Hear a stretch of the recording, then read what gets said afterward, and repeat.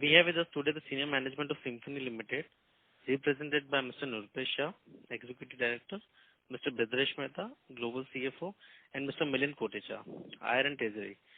I would now hand over the call to the management for their comments. Thank you, and over to you, sir. Yeah. Thank you, Naveen. Good evening. I welcome all of you to Symphony's September quarter and half-yearly conference call.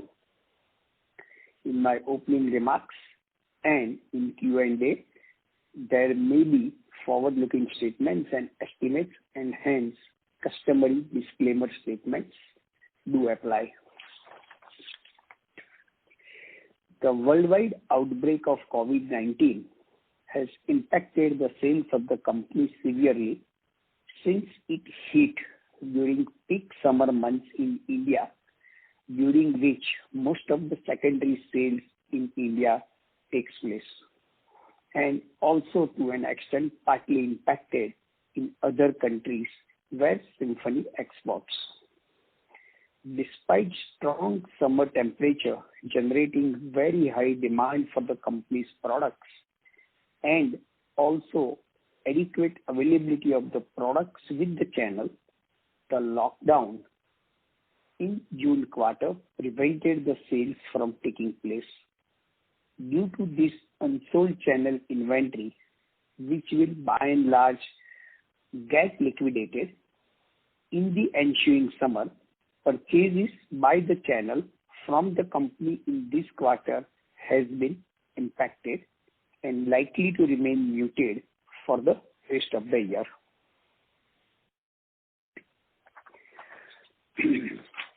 We in Symphony have initiated and taken series of initiatives, and many of them are also in pipeline. They are in respect of new products and innovation, value engineering, enhancing operating efficiency, and enhancement of dealer distribution network, especially in rural and semi-urban markets. But we will witness the meaningful impact of these initiatives in FY21-22. Coming to specific financials of the quarter and half yearly, on a standalone basis, revenue from operations stood at 112 crore versus 195 in September 19 quarter, registering degrowth of 42%. Gross margin, in fact, slightly improved, up from 47 to 48%, that too in such challenging environment, without increasing the NRV, but on account of some value engineering.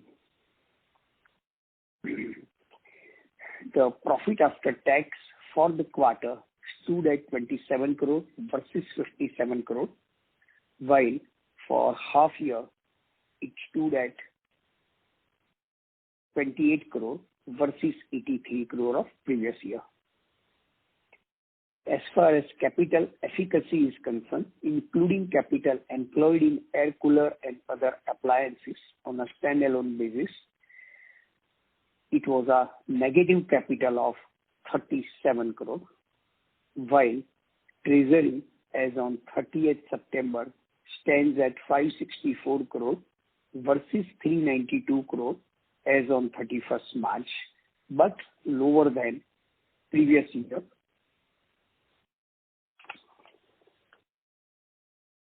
As far as inventory is concerned, as on 30th September, the inventory is 29 crore versus 41 crore last year.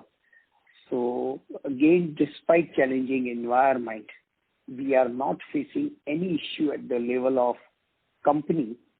One, on account of the business model, and secondly, the seamless supplies which we could make during September quarter from the inventory.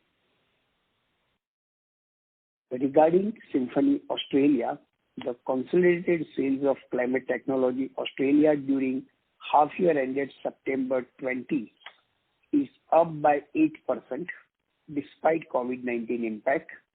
However, its profitability took a beating on account of higher input costs as it could not import some of the components and had to procure locally and had to resort to local purchases. Also, increase in freight costs, mainly air freight, and increased labor costs, all these three on account of COVID-19. Regarding IMCO Mexico, the sales for the September quarter is slightly up. However, for half year, it is lower. Gross margin and contribution margin have improved due to various initiatives. However, IMCO Mexico has provided for doubtful debts during the quarter amounting to rupees 7.20 crore, that is about 80% of the outstanding receivables from one of its top customers who has applied for bankruptcy in Mexican court. It happens to be large organized retailer, something similar to huge organized retailer of India. And that has been reflected as an exceptional item in the financial shared. About GSK China, the sales is impacted during the half year as well as September quarter. However, gross margin and contribution margin percentage have improved again due to various initiatives. As far as Symphony India is concerned, we are reasonably confident to maintain last year operating margin percentage, which was about 50%, despite inventory lying with the channel.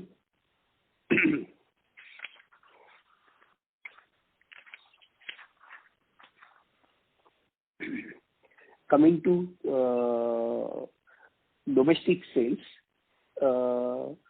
we have taken some major initiatives in terms of enhancement of dealer and distribution network. The lockdown froze most of the secondary and territory sales during the season. There is heavy unsold inventory in the market at dealers as well as distributors end. However, despite these negative sentiments, and more importantly, we managed to collect the advances from our distributors and were able to enroll 75% of our distributor vis-a-vis our enrollment target for the period July 20 to June 21. The network was also strengthened with the enrollment of 47% of our direct dealer target. In respect of the Molecule range, which we launched last year and is a path-breaking product and has received excellent response, we are focusing on changing the perception of our commercial cooler range from a specialized range to one that can be bought off shelf. Both the verticals, domestic retail as well as industrial cooler segment, henceforth will cross-sell the range. A digital campaign was launched in September end to generate the leads for this segment and is receiving good response. Regarding exports to rest of the world from Symphony India, the situation is fluid with all the customers and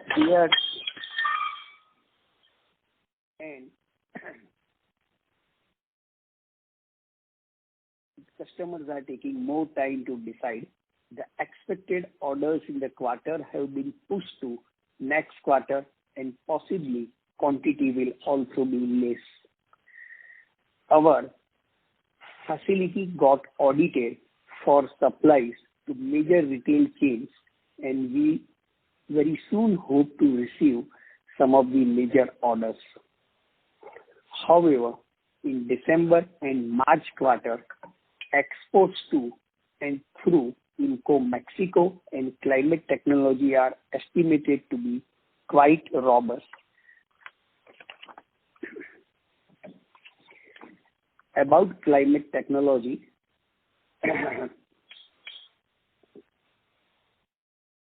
there have been some delays in the shipments meant for launch of new models.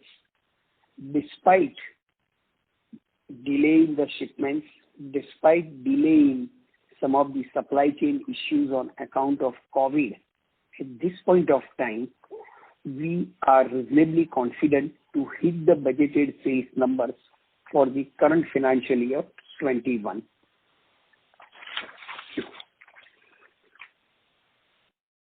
About INCO, fixed expenses were reduced by 24% versus last year and 15% vis-a-vis plan.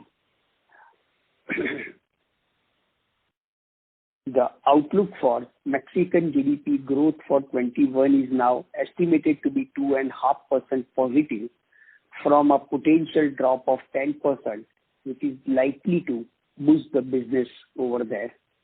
Regarding GSK China, the exports have partially recovered in general, but appears a long way from attaining the normalcy. During September quarter, the sales was substantially impacted in domestic market as well as international sales, and RMB has sharply corrected about 8% in past one quarter, reducing the actual margins on export of the products. We launch new models including HC range and also through e-commerce channels in China, and that may lead to good growth of HC sales in the ensuing quarters. Thank you. With this, we are open for question answer. Thank you. Ladies and gentlemen, we will now begin with the question and answer session. Anyone wishing to ask a question may please press star and 1 on your touchtone telephone. If you wish to remove yourself from the question queue, you may press star and 2. Participants are requested to use handsets while asking a question. Ladies and gentlemen, we will wait for a moment while the question queue assembles.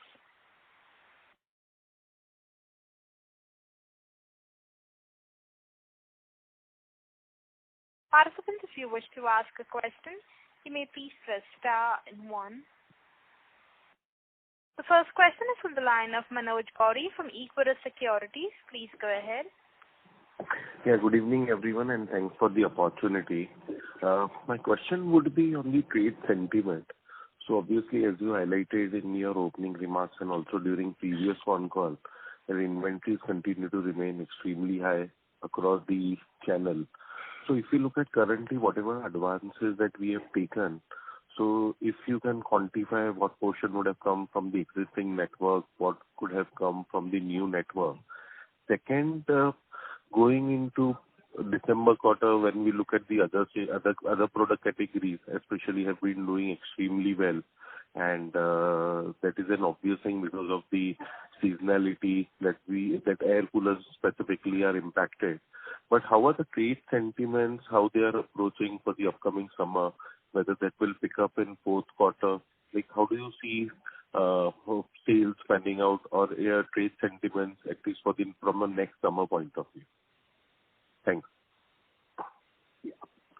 No, so about inventory lying with the trade, on an average 40 to 45% of the inventory is lying with the trade at the end of the season.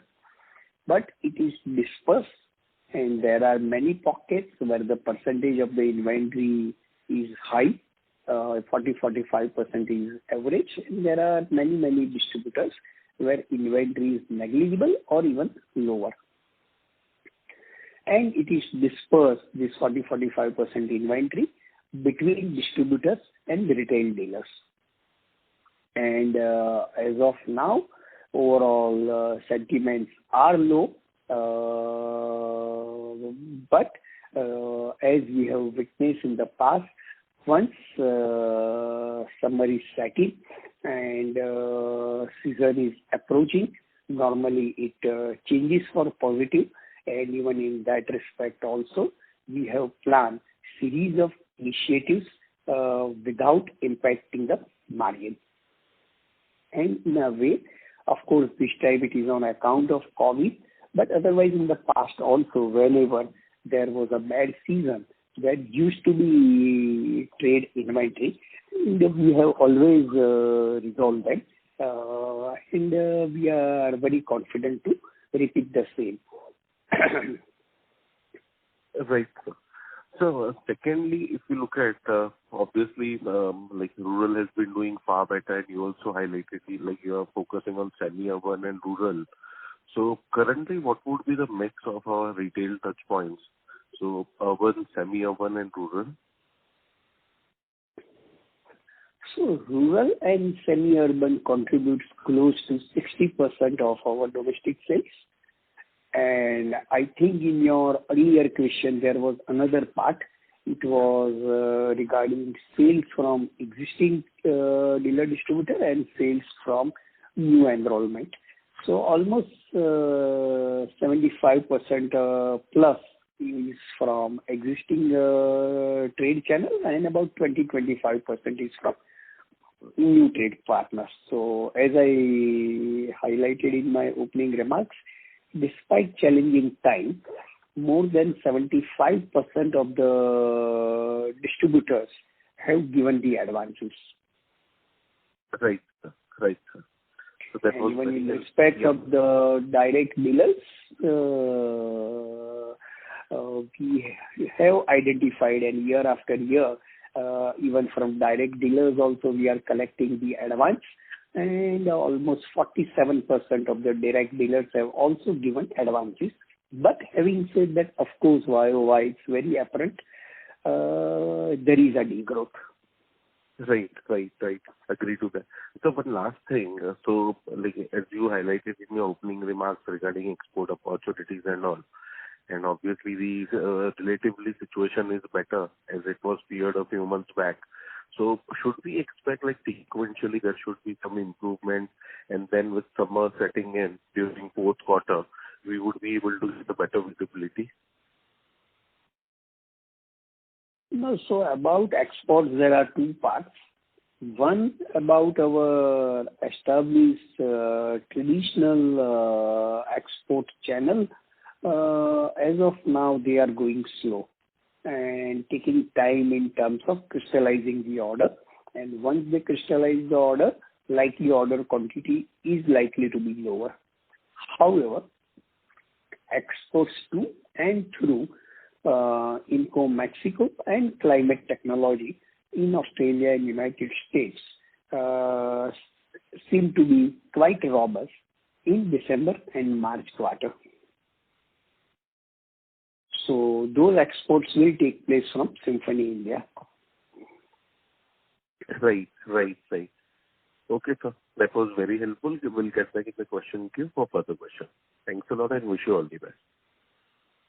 Thank you. Thank you. The next question is from the line of Renu Baid from IIFL. Please go ahead. Yeah, good evening, sir. Good evening,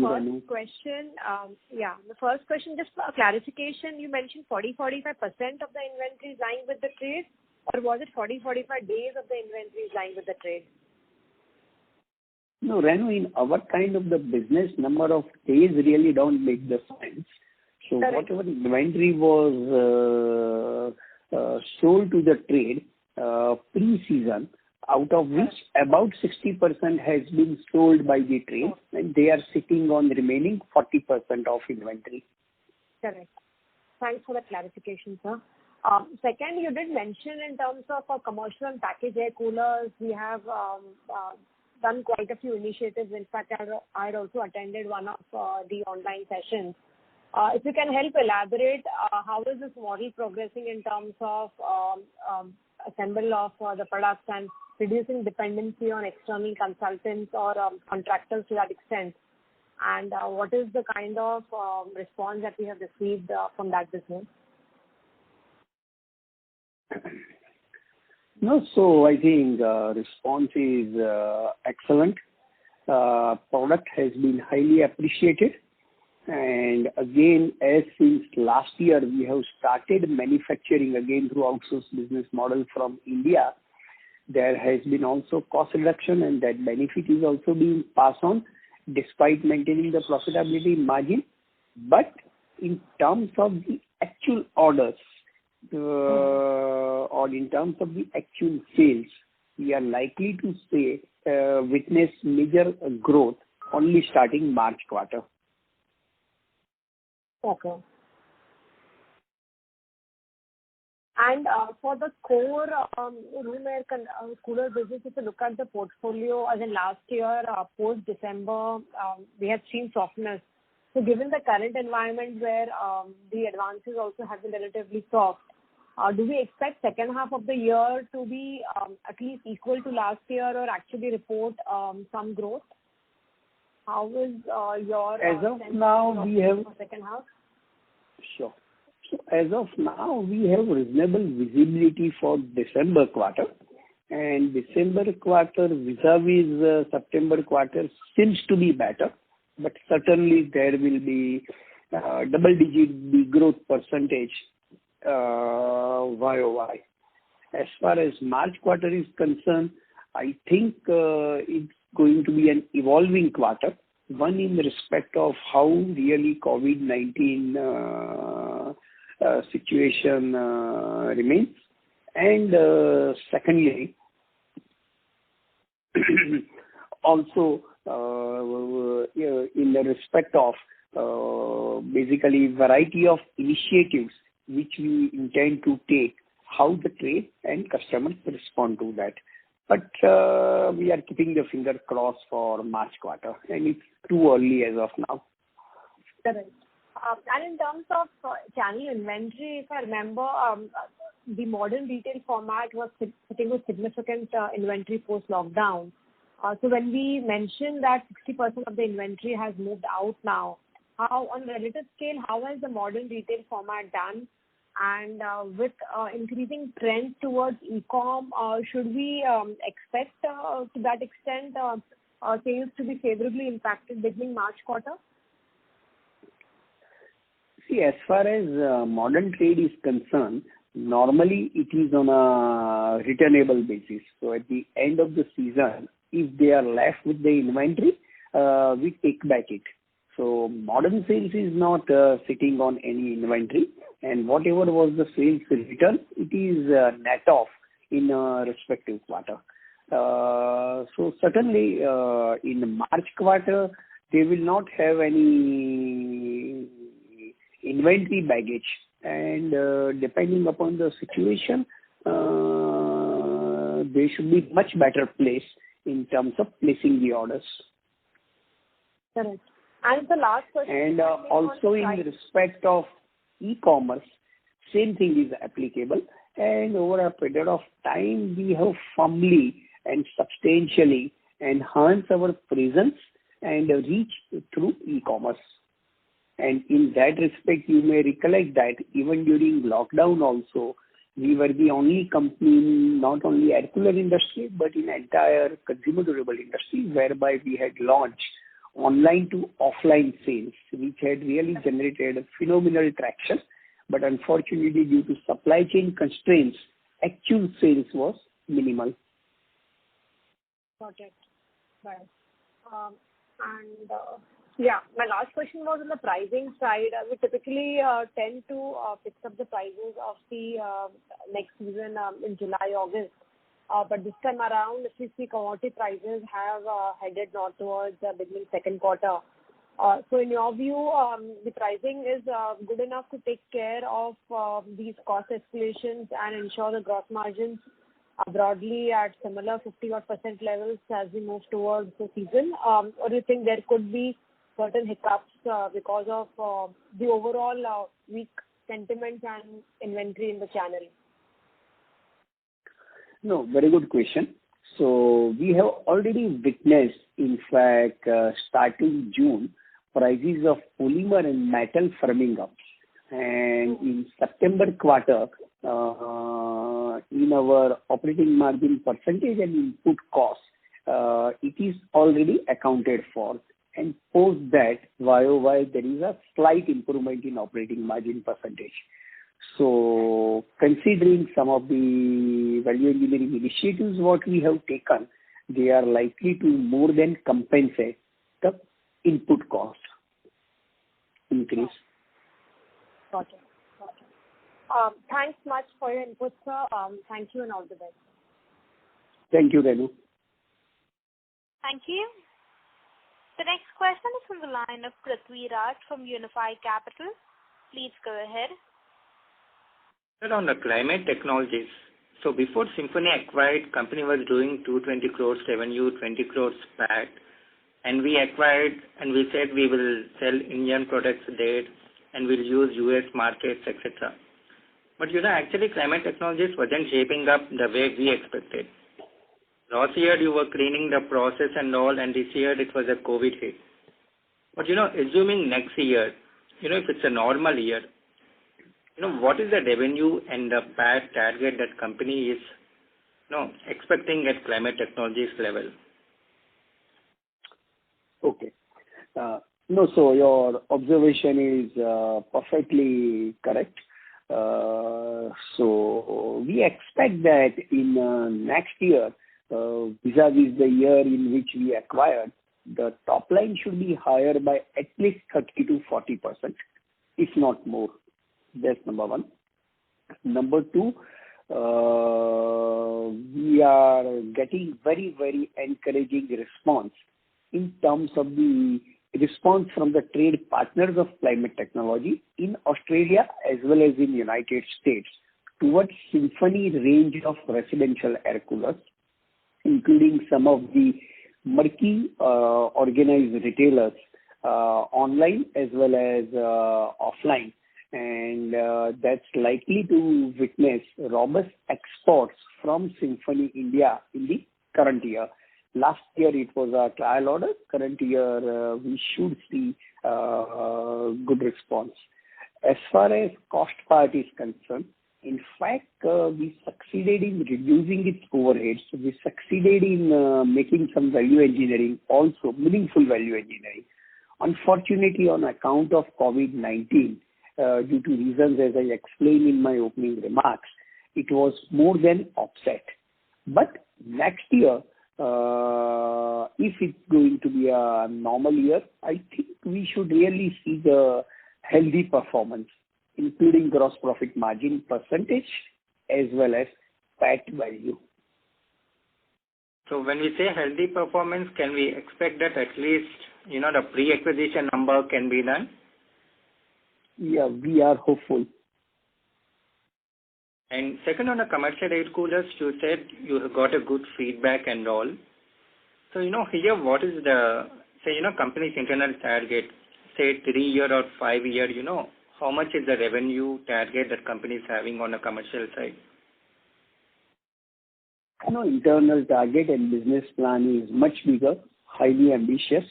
And I think in that respect, house is also in order, whether it is in the respect of the product, whether it is in the respect of value engineering, whether it is in the respect of manufacturing in India itself, and also establishing enabling trade channel and also good team.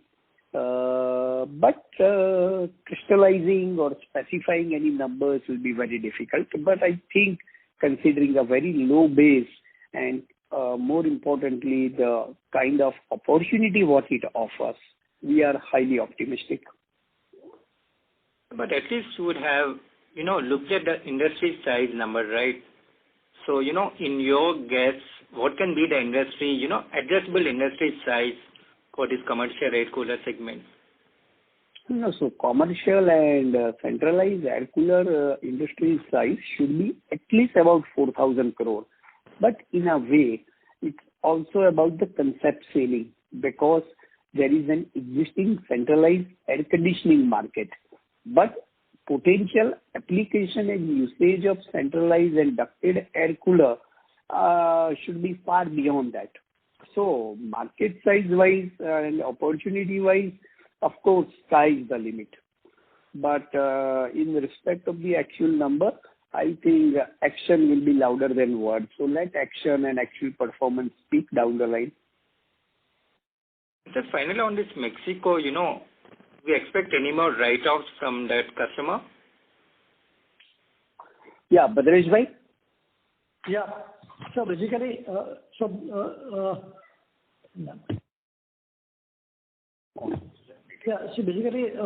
the one of the large customer, we had to basically they have applied for bankruptcy in Mexican courts, and we have taken the effect in accounts because we are following the conservative accounting practices.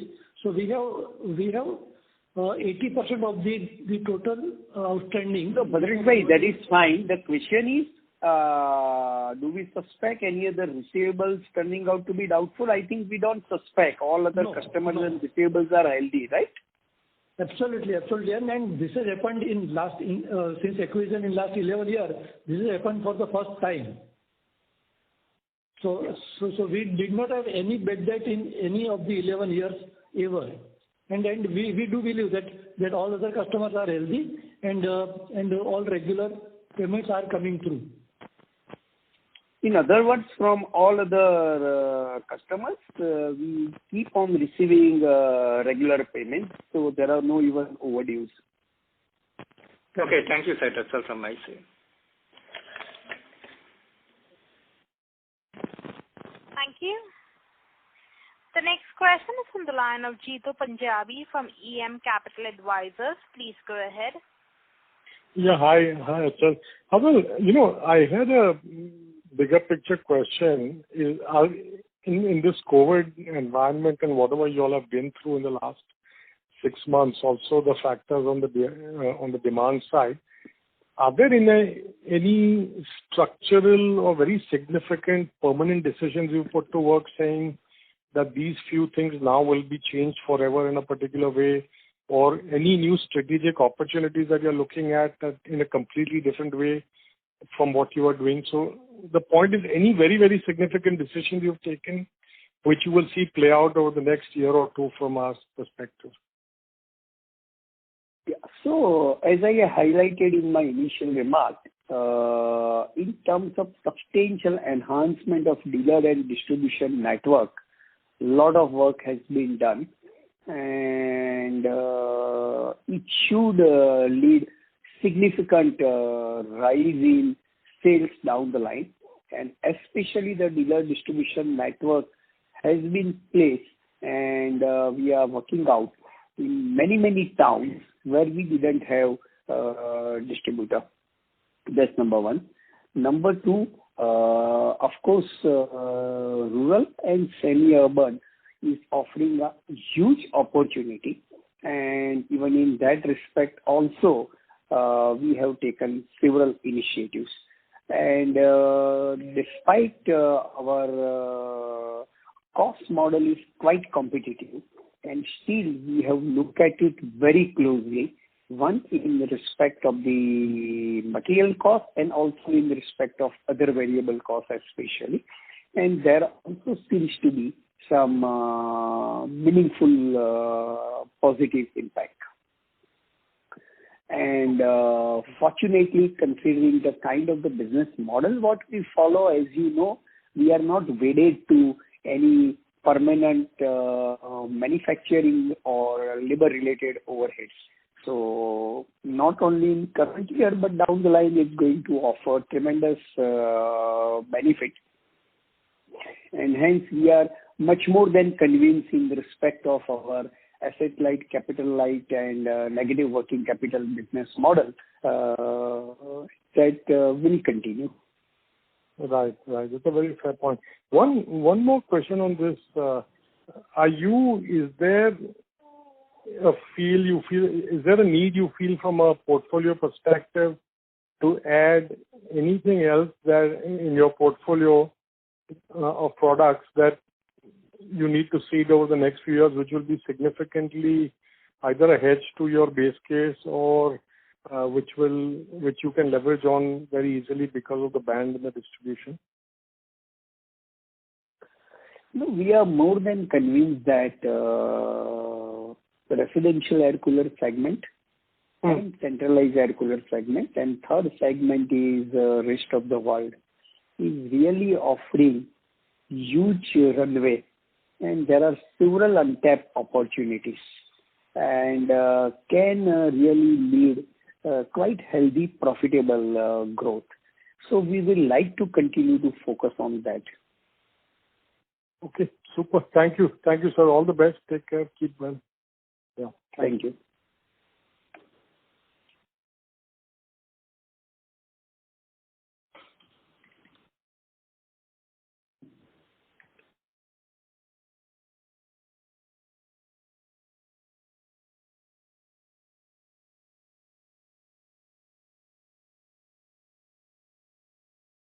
Hello? Hello? Hello? Yeah, Milind. Naveen? Hello? Yeah, Lijan. Yes, sir. Can we move on to the next question? Yes. I guess it got bit. Yeah. The next question is from the line of Neera Vasa from Anand Rathi. Please go ahead. Hello, sir, and thank you very much for the opportunity. And I joined the call a bit late, so please pardon me if my question is repeated. So my question is with regards to getting advance from your channel partners. As I understand that, the channel partners' financial health is not that really very strong. I'm referring more towards your general trade partners. And we typically have a proven business strategy of collecting advance before shipping, and sometimes it's done a couple of months earlier. So wanted to check, in this trying scenario, are we differentiating a bit in our approach, some liberal credit terms to be given, or some arrangement for financing has been provided by our company or something like that? Yeah. No, so as far as credit terms are concerned or getting the advances are concerned, it remains unchanged, and that's how it is continuing even in current environment. But we have taken various sales and marketing related initiatives to give adequate comfort to the trade partners, and that too such as without impacting our gross profit margin percentage, which is clearly reflected even in our quarterly performance.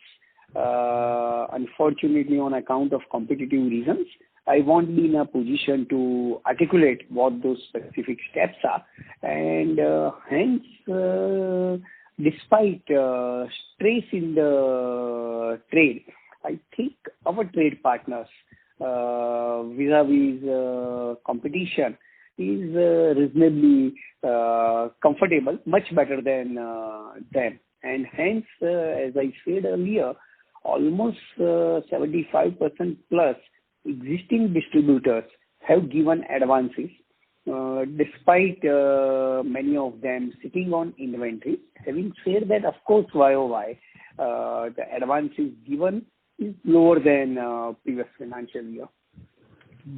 Not only that, we are successfully ramping up our dealer distribution network, especially in untapped market, and there also we are seeing quite enthusiastic response.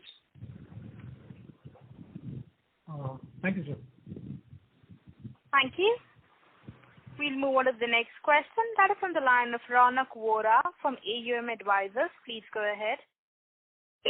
Sir, can you help me with the percentage of sales of the customer that went bankrupt in Mexico? Sorry to interrupt, Mr. Vora. Sir, there's a lot of echo from your line. Hello? Yes, sir. Am I audible? Yes, sir. Yeah. Hello, sir. Can you help me with the percentage in terms of revenue for the customer who went bankrupt in Mexico for us? Bhadrash bhai, were they contributing? Had they contributed about 10 to 12% of last year's sales? Approximately, yes. Okay. And was he the largest customer for us in Mexico? One of the largest. But it was one of the largest. Okay.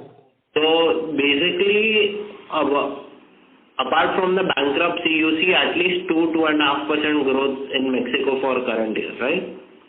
That's right. Basically, yeah, okay.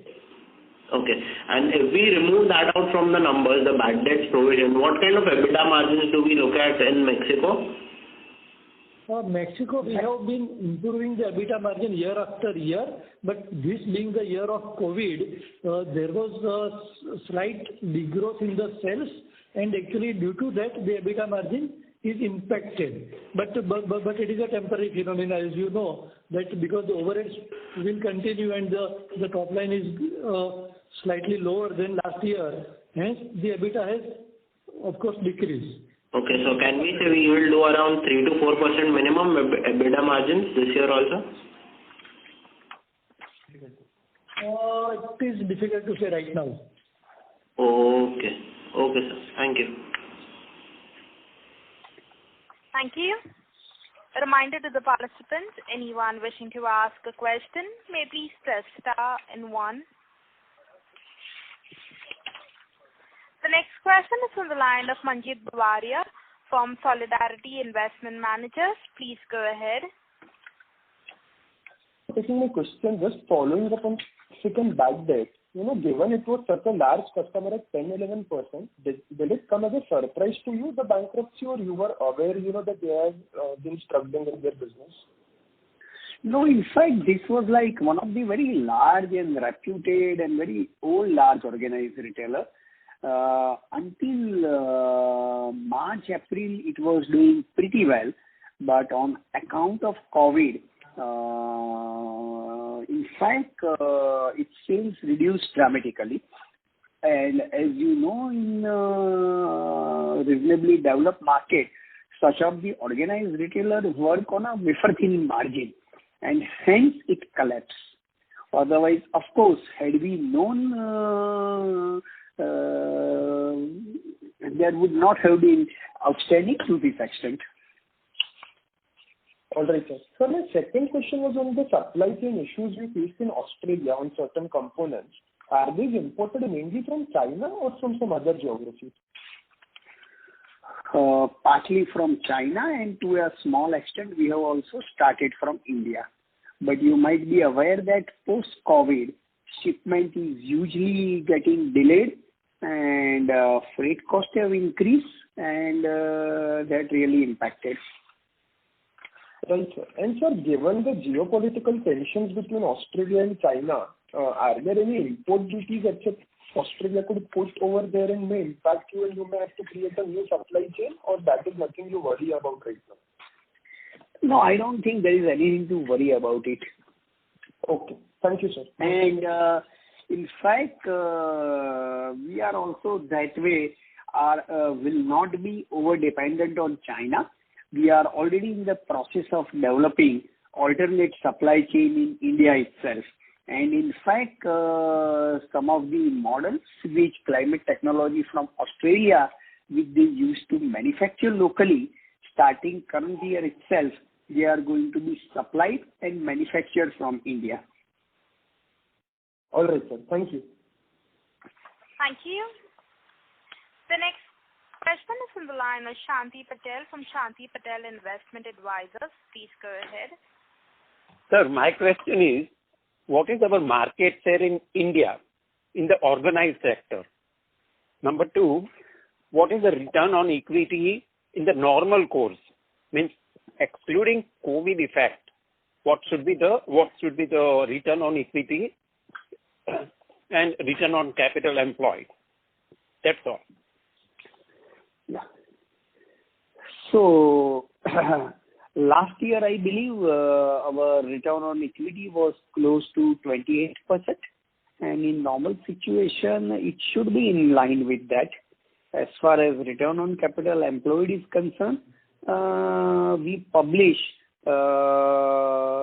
segment-wise financials, and our primary segment is capital employed in the air cooler and appliances. And year as a whole, we need to deploy at a net level negligible capital in air cooler segment in Symphony India. On a console basis, it is running into 100 to 150 crore, and hence year as a whole it translates into return on core capital employed easily into triple-digit percentage. But when we define it as a core capital employed, excluding treasury, in treasury it's investment only into AAA and related instruments, where return is in line with the market return. Okay. Fine. Our market share in India, sir. Yeah. So market share in India in organized market is close to 50%, and it's estimated to remain in vicinity of that. Fine. Thank you very much. Thank you. Thank you. The next question is from the line of Hussain Kagzi from Ambit Asset Management. Please go ahead. Hello. Hi, thank you for taking my question.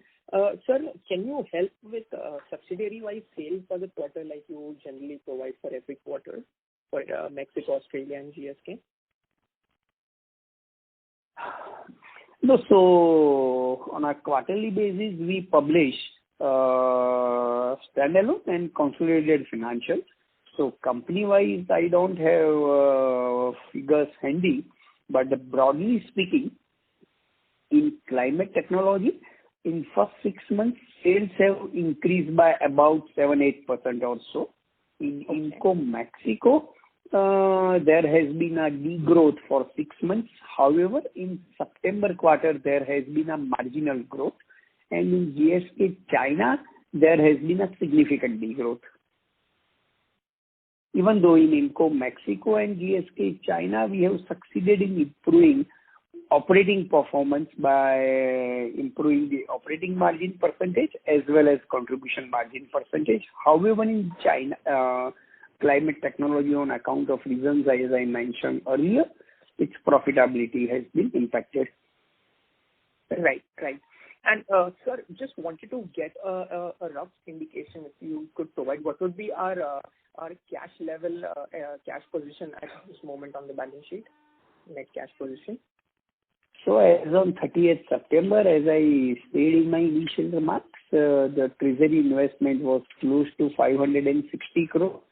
But partly it is on account of advances received and sales yet to materialize.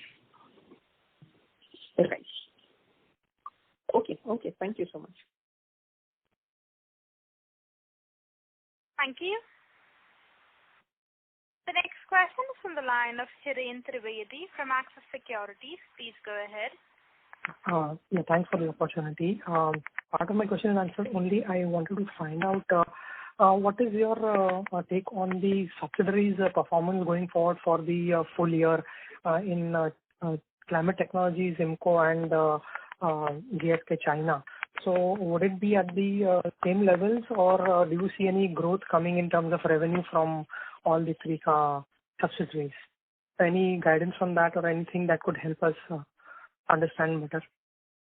Yeah. So at this point of time, as far as climate technology and IMCO are concerned, it seems that top line wise, year as a whole, we don't foresee degrowth. As far as the profitability is concerned, IMCO's profitability should be better than last year, subject to effect of the write-off what we have done. As far as climate technology is concerned, still some impact of disrupted supply chain, high freight costs should continue, but that negative impact should be lower than what we have witnessed in first 6 months. And in terms of the top line, I think in next 2 quarters it should register some growth also vis-a-vis previous year. Yes, sir. In regards to China, No, China is already impacted, and I think at least for the current year, even though we have taken some initiatives, but doesn't seem to be promising. fine, sir. Yeah. Thank you. And in that respect, you might be aware that in previous financial year, that is 1920, the equity investments what we have made in GSK China and goodwill thereon has been already impaired and provided for. Yeah. Thanks. That helps, sir. Thank you.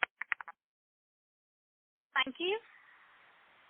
The next question is from the line of Omkar Kulkarni from Shree Investments. Please go ahead. Disconnected. Pairing. Omkar, your line is in the talk mode. Please go ahead. Yeah, my question was regarding you had earlier planned for buyback. So what's the current status on that? After that, lot of water has flown, and in lieu of buyback, in March quarter, we have already given special dividend, and hence last year, against profit of about 185 crore, the payout was about 195 crore, including DDT, because on account of changes in income tax law on buyback, it was not making much of the sense, and hence we decided to have a straight payout last year. Barring current year, which is an exceptional year, our payout policy is very clear. In any form, there will be 50% payout of the profit. Given the current circumstances, where do you see overall revenue and margin growth for the next 2 years? Because if you already look at it, excluding this climate technology acquisition, there hasn't been much of a growth in your revenue and profits. No, forget about growth. There has been a degrowth. Yeah, correct. So, yeah, and as I repeatedly said, there has been a degrowth, and current year as a whole, not only next quarter, but year as a whole, there is going to be a degrowth on a standalone basis. And about climate technology and IMCO, just 5-7 minutes before, I already shared. My question, mainly my question was regarding not this year, about next year or two. How? No, so next year or two, I think we should be back to our robust growth, which we used to register 3-4 years before, and enabling preparations, enabling strategies and measures have been already taken, but we will witness the positive effect of that, including robust growth in the sales and profitability in 21-22, unless COVID or such pandemic situation worsens. No, why I asked this question was because you have been promising 20-25% kind of growth, but that hasn't been delivered in last 3-4 years. That's true. So that's what I said, that in last 3-4 years, so the growth should be back to what it was 3-4 years before. And what would be the catalyst for that? And as far as last 3-4 years are concerned, you might be aware that the summer of 18 and 19 were bad summer. In 19-20, we were back to normal. That is for financial year 19-20. In terms of the top line, in terms of the market share, and also in terms of the profitability. And current year, hadn't there been COVID, considering the summer, considering the availability of the product, considering the demand, I think current year could have been a good year, but we are going to miss that. And what was your next part? No, I was asking this about that only. What would be the catalyst for the kind of growth you are talking about? No, catalyst is going to be one, overall industry size itself. Second is the growth of the industry. Thirdly, the kind of the models, the kind of the innovations what we are making and we have in the pipeline. last year itself, the number of new models what we have launched are far more than entire competition would have launched in last 5 years. And whole trade, including many competitors, are also appreciating that. That's number one. Number two, robust marketing network. And thirdly, coupled with that, continuous value engineering. And also in respect of the subsidiary companies, especially climate technology. Of course, it's not performing up to the mark. But again, the initiatives which have been taken should yield the result starting next year. Okay, thanks. Thank you. The next question is on the line of Manoj Guri from Ebitda Securities. Please go ahead. Yes. Yeah, thanks for the opportunity, sir. So one question I would like to ask, you would have answered that many a times in the past. But if I look at over last 5-6 years, there have been few issues for the industry as a whole, not in Symphony specific. So other than climatic issues or current year we have been facing COVID issues, what are the other challenges that the industry might be witnessing, which is resulting in relatively tepid or a muted growth for the industry as a whole? No, actually, as we have always maintained in the past, the major challenge can be weather. But in that respect also, now about 45% of the top line is generated from rest of the world, including exports and from overseas subsidiaries. As you can witness, even though in Symphony India there has been a degrowth, at least climate technology and IMCO, there has not been degrowth. And as we have successfully done with IMCO Mexico for climate technology, I think in 2 to 3 years' time, it should be very robust, profitable engine. And that is part one. Part two is about centralized and ducted air cooler. In a way, it is non-seasonal. And again, we have talked a lot about it and having a good opportunity. And thirdly, in fact, we are deepening our dealer and distribution network in rural and semi-urban area. And of course, country is so vast, so much opportunity and potential is there. So whatever we do, there is always going to be a runway in that respect. Right, I completely agree. Just to supplement, Manoj bhai, just to supplement that, see, we have by and large de-risk our company, our business to a great extent in all respect, including the seasonality, right? Right. So we are asset light, working capital light, non-dependent on single supplier, non-dependent on single customer, non-dependent on single geography, so multi-geography, multi-product, multi-sourcing. So all kind of risk we have de-risked ourselves. Plus we do not have any interest rate risk or credit risk because we are not no any bank borrowings, right? So by and large we have de-risked ourselves. But for the situation like COVID, which cannot be mispredicted, right? I completely agree. So obviously from a company's perspective, like you have taken number of initiatives and obviously like in terms of operational performance, you have de-risked yourself by entering into new markets. But the question was more towards industry side. Like when I look at air coolers as the industry, so maybe even 6-7 years back, this industry was roughly around 7.5-8 billion units. And even today when we talk to channel partners, like it still remains around those levels. And however, branded players might have increased from roughly around 15 to 20-25% today. So just trying to understand like what are the challenges that the industry as a whole might be witnessing. And obviously, accordingly, we have been also focusing on the other markets where we can actually drive our growth on a sustainable basis. So just the question was on those, like on the domestic market in specific. Yeah. No, so I think considering the current penetration of air cooler, just about 14%, and air conditioner penetration about 6%, certainly irrespective of all these hiccups, there is certainly a huge runway. There is no doubt about it. Say about 8 to 10 years before, the air cooler penetration was about 6-7% and air conditioner penetration was about 3%. So on a CAGR basis, certainly there is going to be a good growth. And this is not only our estimate, this is based on our several interactions across the markets, across the trade partner, and also our deep understanding of the market.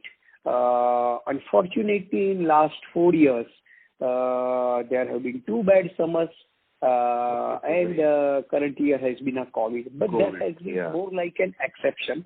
But more importantly, if you can read the fine print, despite so many players have entered, our market share has remained unimpacted. Not only that, our gross profit margin percentage on a standalone basis is hovering around the same percentage what it was, and that we are very confident to maintain. And in a way, we also need to see that in a way, such kind of the seasonality is also an entry barrier. It's in fact a moat.